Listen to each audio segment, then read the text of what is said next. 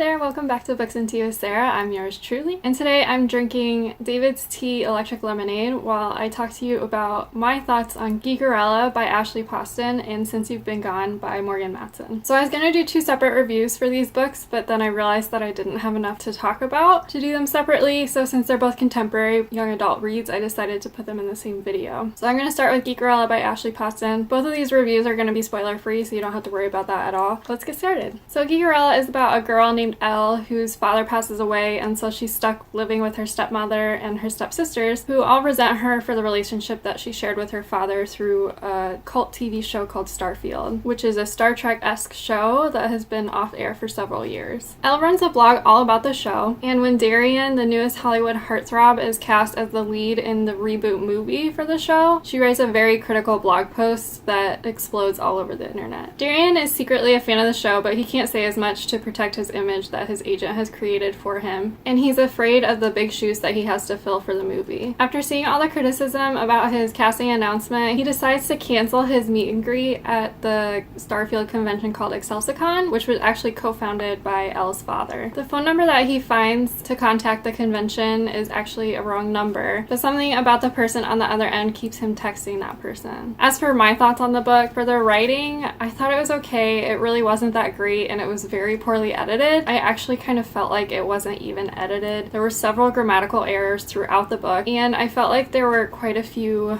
places that lacked development that would have been picked up by an editor. One example that really bothered me about a hole in the development was that there's this point where Darian says, "Thank gods," or something like that. I felt like this was meant to kind of shove in some diversity, but nothing was explained about Darian's background, like what kind of a religion he practices, or anything like that, or even why he would say something like that. Like, is he referencing the fact that several fantasy worlds have used those kinds of swearing terms? But if it is from a religious aspect, I've never heard anyone say that, no matter what religion they practice, whether it's monotheistic or polytheistic. So I'd be interested to understand why that was there, or if it's even just an editing error. Another thing about the writing is I also found the references incredibly distracting. Moment of silence for everyone who is going to write hateful comments.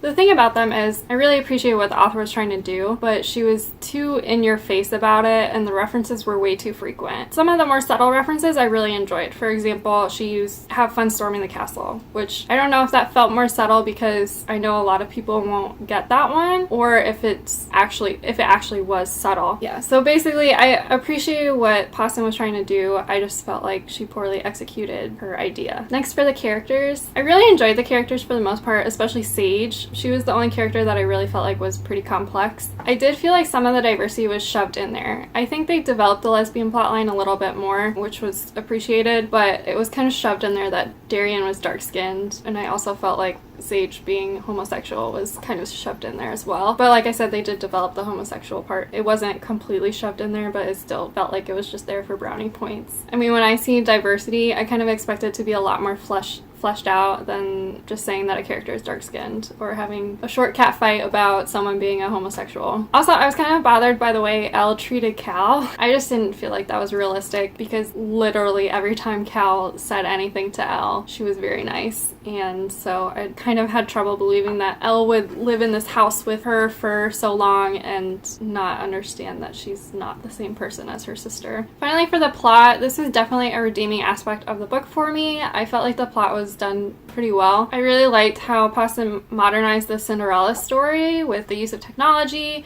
as well as having the convention instead of the ball. Instead of having Prince Charming, you have a movie star actor, and it was just all around a very cute story for me to read. So overall for this book, I thought that it was a really cute story and it had lots of potential. It was just poorly executed, and I kind of felt like I was reading a first draft. I gave this book 2.5 out of 5 stars. So next I'm going to talk about Since You've Been Gone by Morgan Matson. This book is about Sloane and Emily, who are inseparable best friends, and they have a whole summer planned together. Before their summer plans can get underway, though, Sloane disappears, leaving nothing but a list of things for Emily to do that will take her out of her comfort zone. For example, skinny dipping or stealing something. While Emily is reluctant to do so many of these things, she still tries to do them in hopes that somehow it will lead her to Sloane or it'll bring Sloane back to her. I really enjoyed the writing style of this book. I was particularly impressed by Madsen's ability to get outside her own head and into the headspace of two different characters. I felt like this was really shown through the playlist that she had. When I was just reading the playlist, I didn't really notice it because I recognized pretty much all the songs. But once I started listening to the playlist, it really sounded like it was curated by two different people. As for the characters, I really liked Emily's character. I loved seeing her develop throughout the story. Her shyness is something that I can easily relate to, and I enjoyed seeing her become her own person by the end of the book. I was a little confused by some of the relationships though, because I felt like her relationship with Collins, who is the best friend of the love interest, was very underdeveloped, and then all of a sudden at the end of the book you have this huge conflict, which I didn't feel like there was anything leading up to that conflict, and when the conflict was presented, you were kind of given the impression that it was happening all along, but it really wasn't something that I felt like was there in the story. And then the conflict was also never resolved. The only conflict that ended up being resolved was the one with the love interest and the conflict with Sloane. So I was a little disappointed.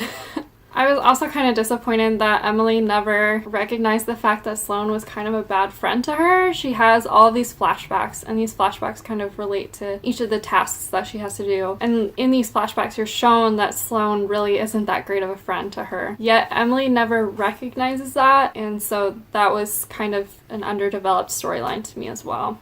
I did really enjoy the family aspect. I felt like there was a good representation of really crappy families as well as really great families. Despite Emily's family not being perfect, they were still a really good support system for her, and I absolutely loved the living room theater. I thought that was the best scene in the entire book. Next, the plot. I really appreciated how the book was structured, where you had the flashbacks that were most of the flashbacks related to each of the tasks that Emily had to do, and each chapter was its own task. It got a little muddled like halfway through or towards the end, because some of the tasks, like, she would try to do it and then something would happen and she wouldn't be able to do it, so then there would have to be another chapter later where she actually did do the task.